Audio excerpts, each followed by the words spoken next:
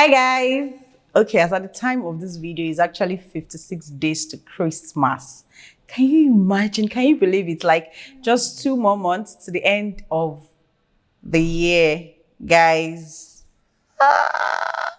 Okay, a part of me is excited, of course. I mean, the whole festive period, Christmas, spending time with loved ones, family, events. But I'm also like thinking, my goals, the plans I have, how far was I able to tick all the boxes and all and everything. But anyways, no pressure, no pressure, no pressure, no pressure. Okay, guys, if you're new here, welcome to my YouTube channel. I talk about lifestyle, branding, and career. Thank you for all the love you guys have shown me in my past videos. To the new subscribers, literally every Sunday when a new video goes up, I get like new subscribers. Thank you so much. Thank you. There were some comments on some of the videos that I posted that it felt like I needed to do another video to like talk about them, but I don't know. It just feels like we just keep talking about the same topic all over and all over again. And I just really hope that, someday, sometime we really get to talk about, this topic in a more extensive way and with solutions this time around, and not just, just talking about it, but with real solutions and improvement in the society.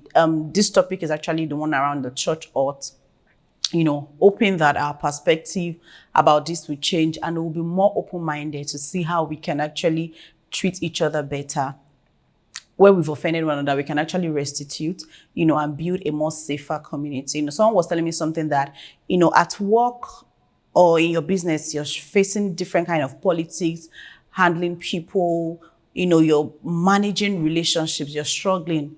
In the church is not also where we want to feel that way. You want to actually feel safe, feel like, this is a safe space, and we hope and pray that it continually be like that. Anyways, to today's video, there's something I want to read to you guys before I let you know what we're going to talk about. So I saw this post.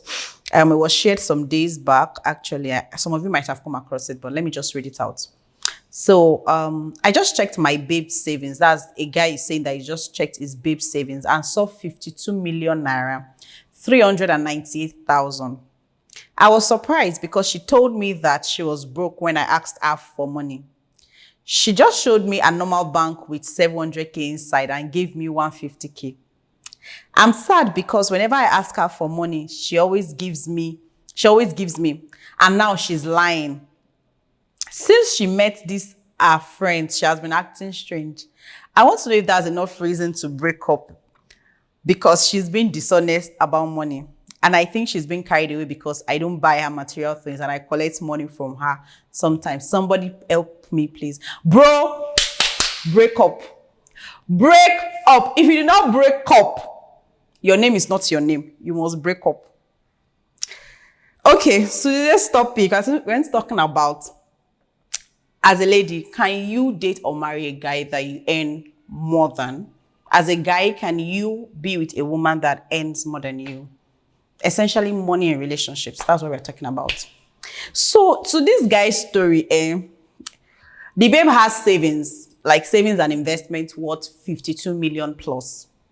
So he asked her for money, and then she says she doesn't have money. She showed him her bank account, which is 700k.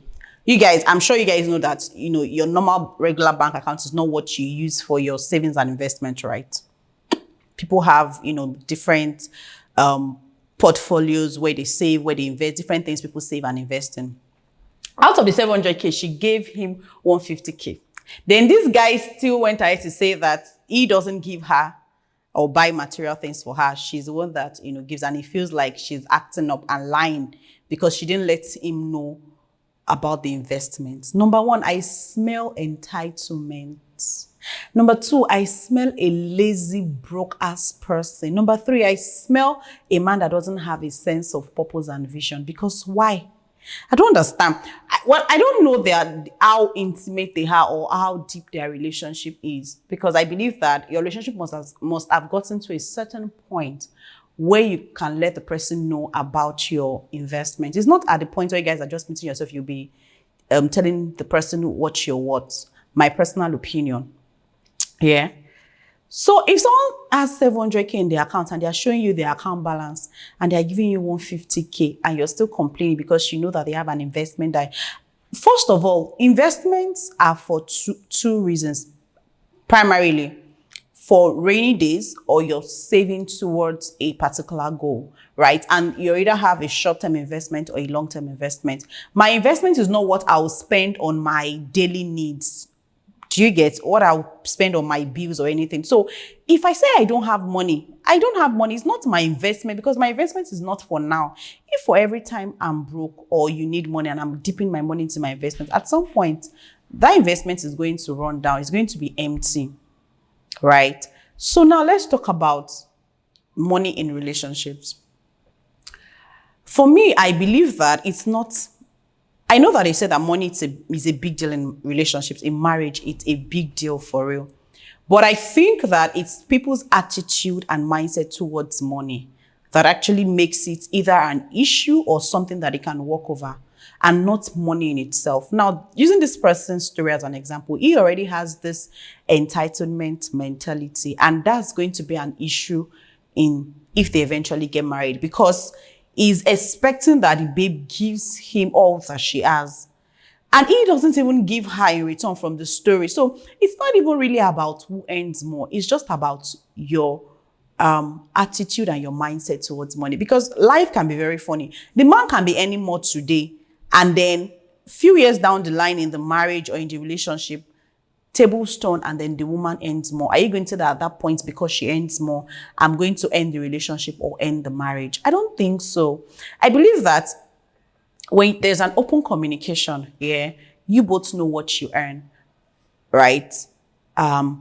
You both know now I'll just speak to marriage, because I don't know, I feel like finance in relationship is a bit dicey, because I don't think that at the relationship level you should be mixing money together on a deeper level. I don't know if you get what I mean. Like, for instance, some people in marriage, not everyone in marriage actually practices, but some people in marriage actually have a joint account.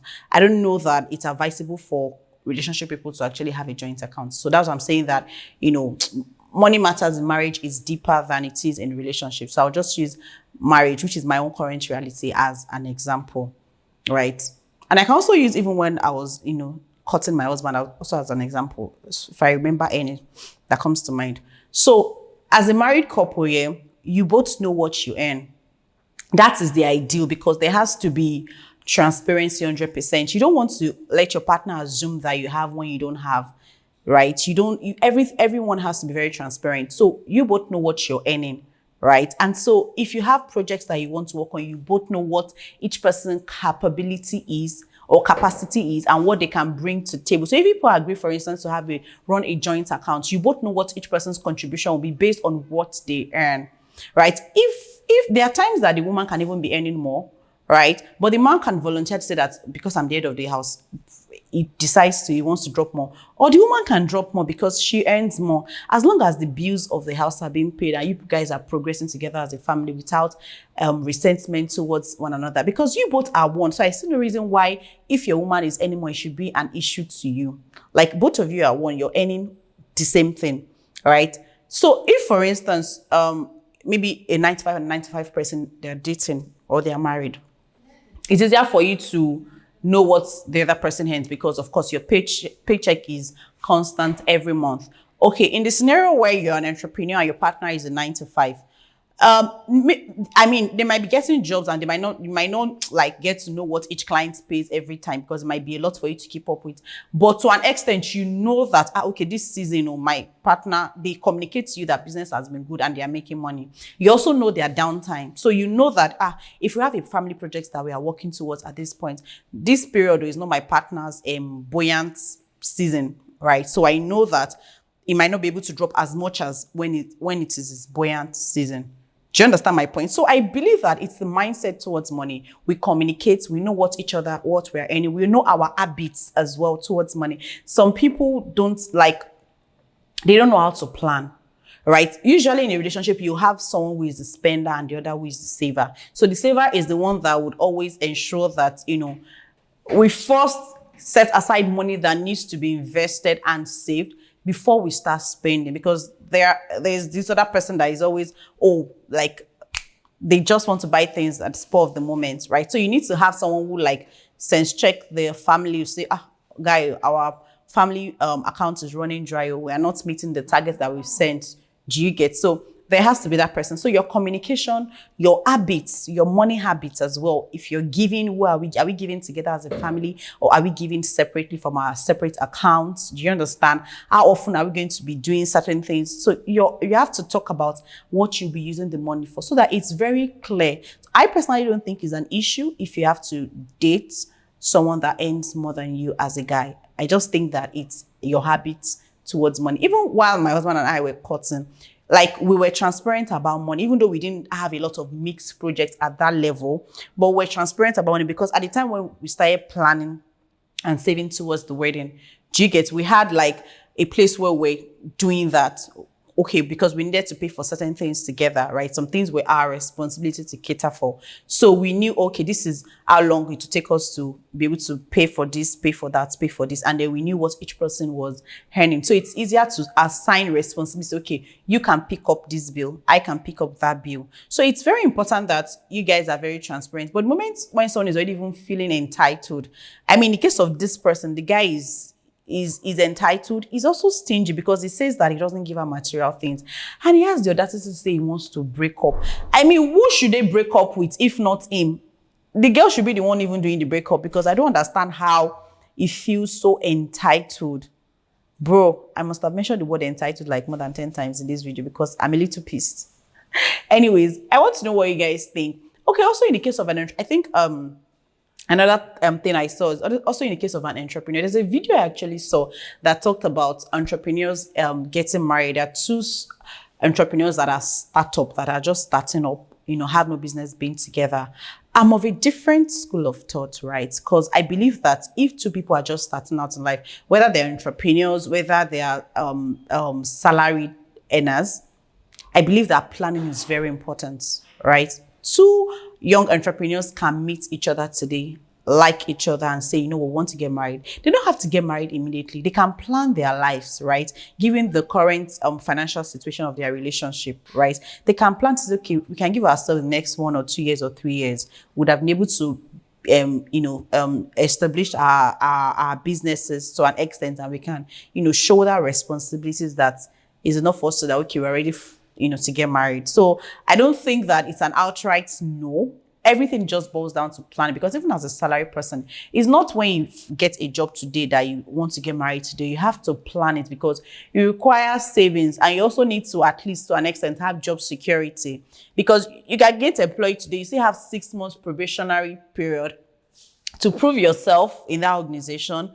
If they think you're good enough, they will confirm you. If not, they can lay you off. So imagine if you've already gone ahead to commit to marriage plans, or you're already even married before the 6 months probationary period ends, and then they lay you off. What happens? So I believe that planning is important, communication is important, knowing money habits is important, knowing how who is the spender, who is the saver is very important. Trust is very important. If you don't trust your partner, then that's an issue. Number one, you shouldn't even get married to who you don't trust. Like, it's very important, because you need to be able to go to bed knowing that I'm safe. Number one, my money is safe. This marriage is safe. Everything around this person that I've built is safe. So it's very important that, you work on trust as well. I think that those are the major things when it comes to money. What else? I think those are the major things when it comes to money that I think that should be in check, right? Maybe I have a liberal mindset, but I don't think that can be a deal breaker just because you meet someone that they are doing good, doing better than you now, and then you just say, oh, because of that, maybe you feel like they will have attitude issues or respect issues or submissive. Those things they're just so centered around culture and, you're just traditional way of thinking. Because if you meet a person, it's out, except if they have a personality issue, except if the person itself they have respect issues, they have submission issues, right? They are just now using because they have money to cover up. But that in itself is not enough reason because someone has money to say you don't want to get married to them. Anyways, I want to know what you guys think.